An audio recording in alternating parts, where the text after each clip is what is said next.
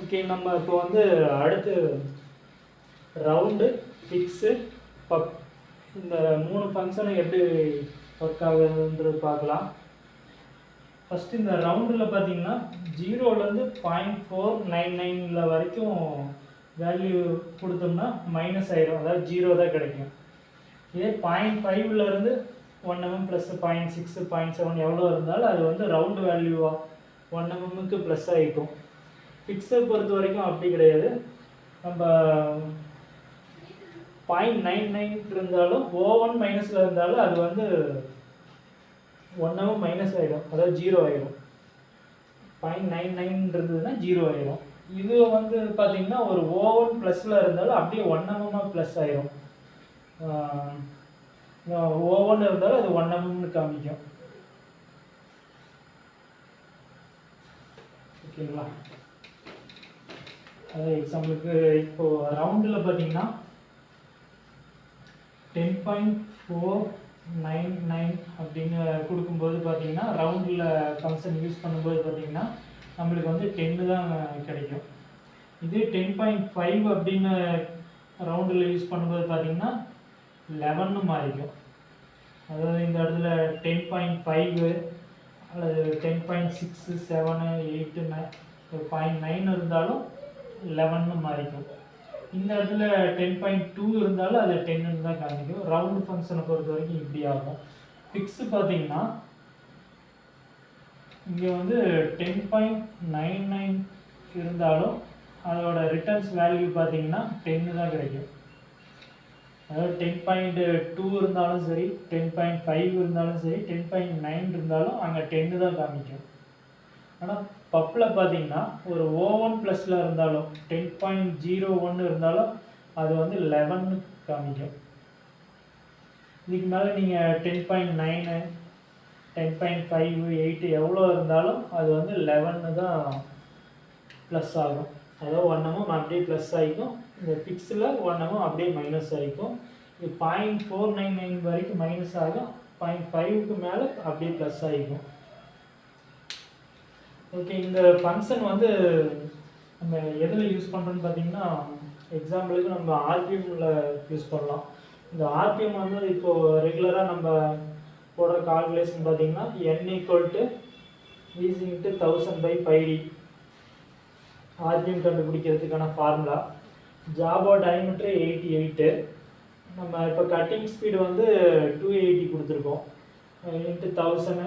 இது பையோட மதிப்பு நம்மளுக்கு தெரியும் 3.14159. இது ஜாபோ டயமீட்டர் போட்டிங்கன்னா நம்மளுக்கு வந்து 1012.805 கிடைக்குது.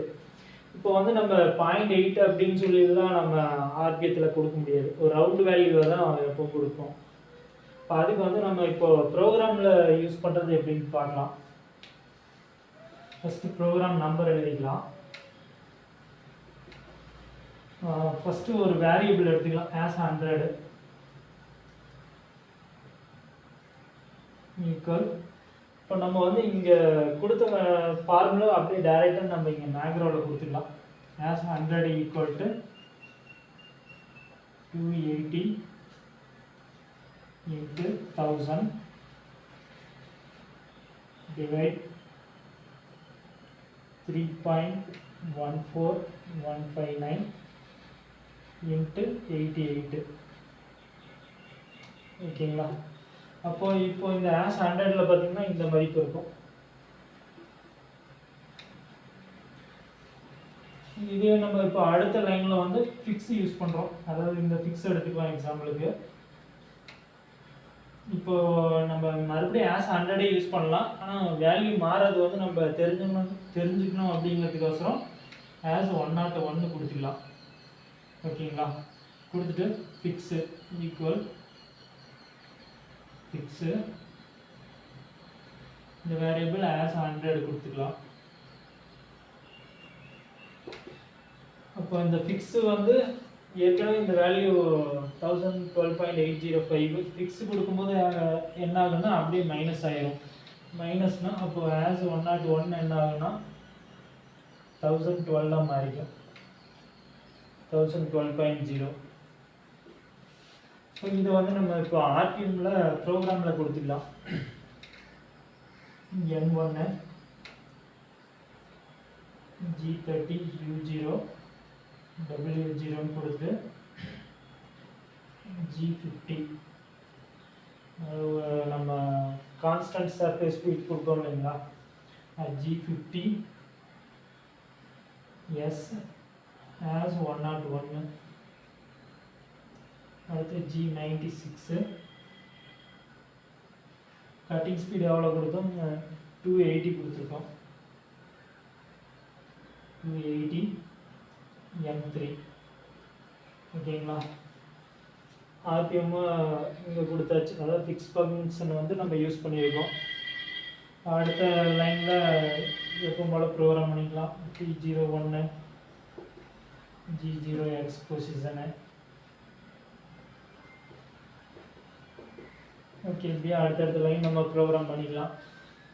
நீங்கள் இந்த ரவுண்டு ஃபிக்ஸு பப்பு இது வந்து எக்ஸாம்பிளுக்கு நான் இந்த ஆர்பிஎம் ஃபார்முலா போட்டு இங்கே பண்ணியிருக்கேன்.